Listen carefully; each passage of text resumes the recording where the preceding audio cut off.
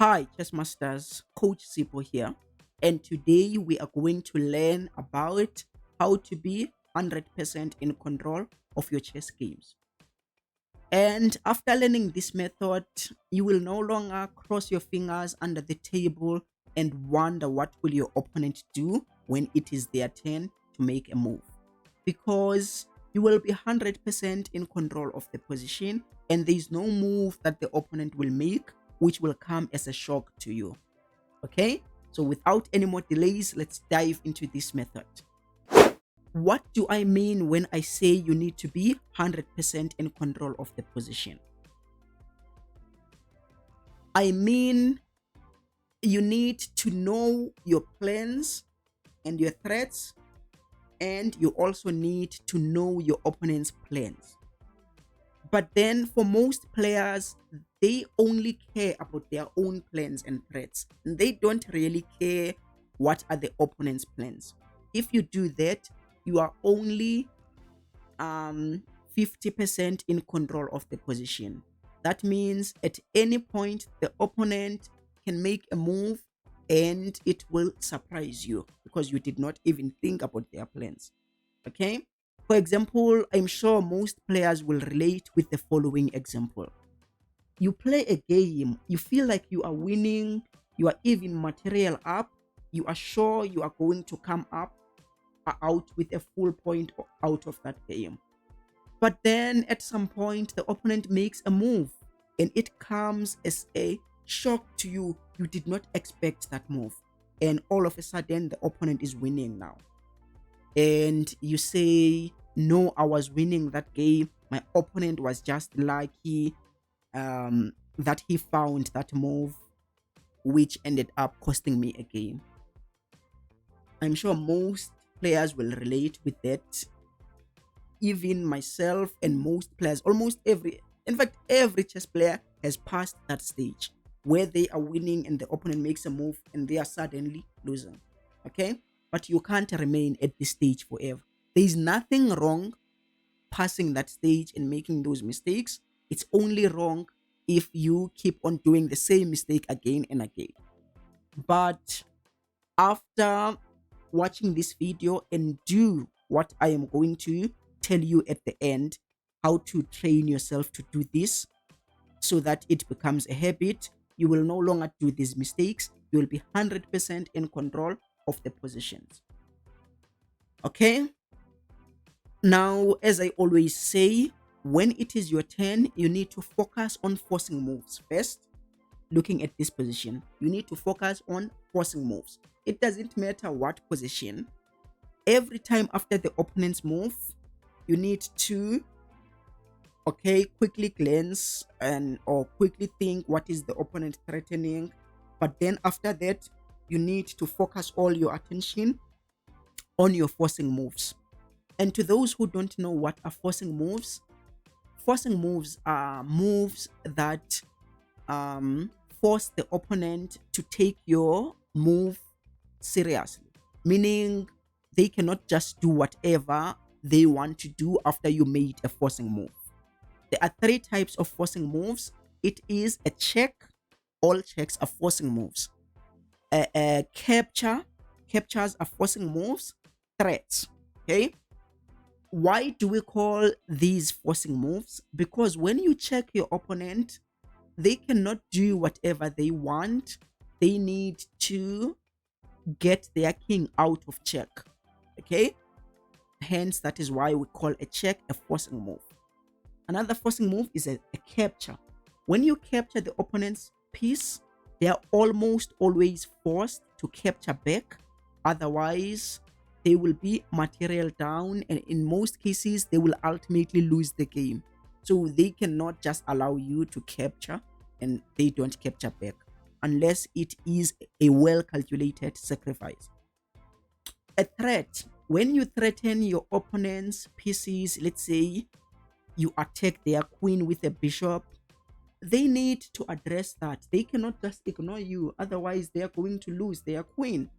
Okay, those are forcing moves. So when it is your turn, you need to look at those forcing moves. Okay, for For example, if you are playing black in this position, what are forcing moves? There is a forcing move because there are no checks, by the way. Oh, there is a check. You can check. This is a forcing move. You can capture, or you can threaten the knight. Okay, so all these are forcing moves. The opponent cannot just ignore these moves. Now, looking at all these forcing moves, which one do you think is more appealing to you? Which one would you play if you were playing a game?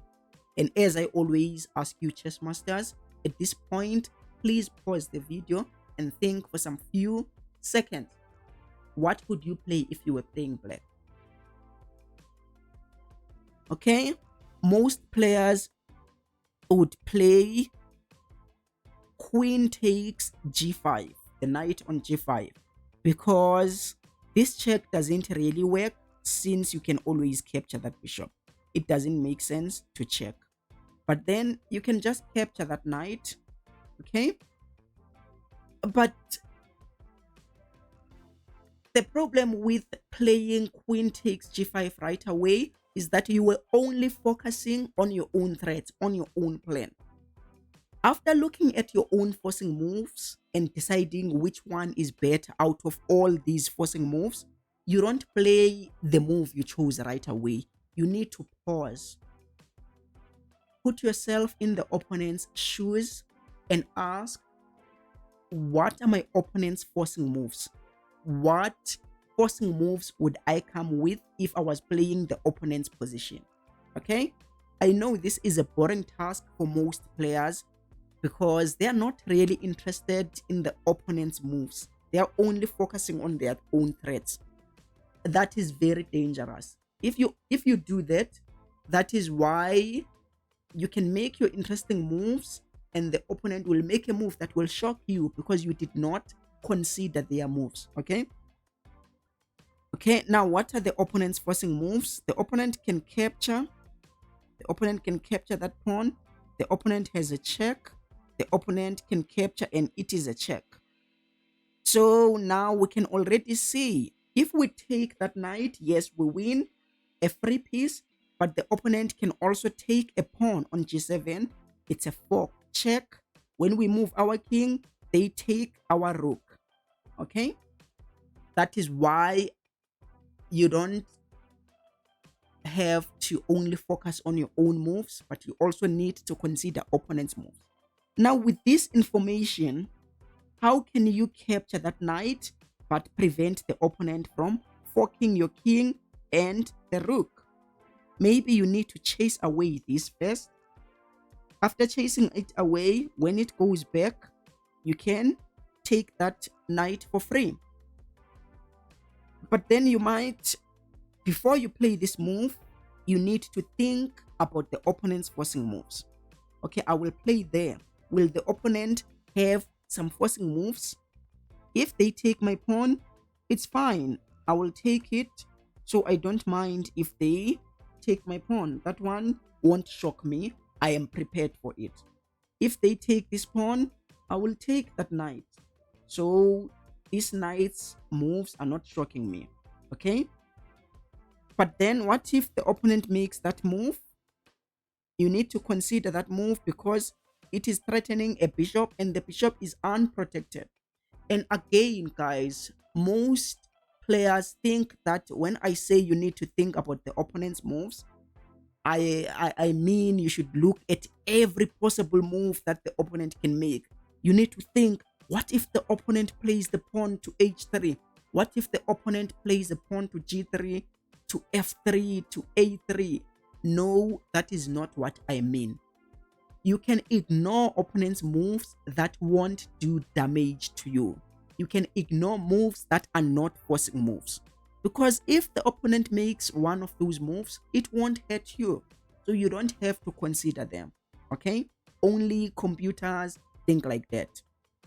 Human beings, we use logic. We're only concerned about moves that can hurt us.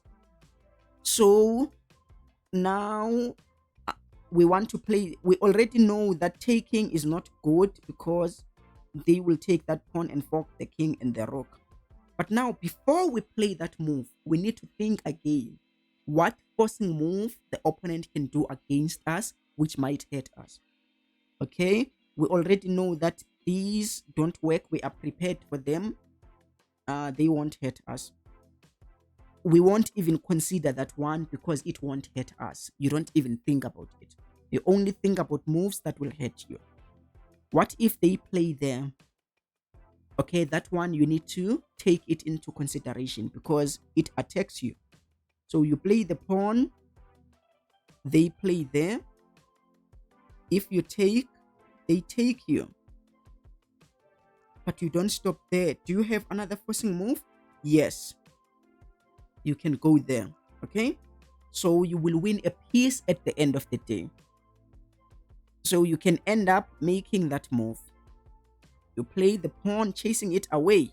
If it goes back, we are going to go ahead and take that knight.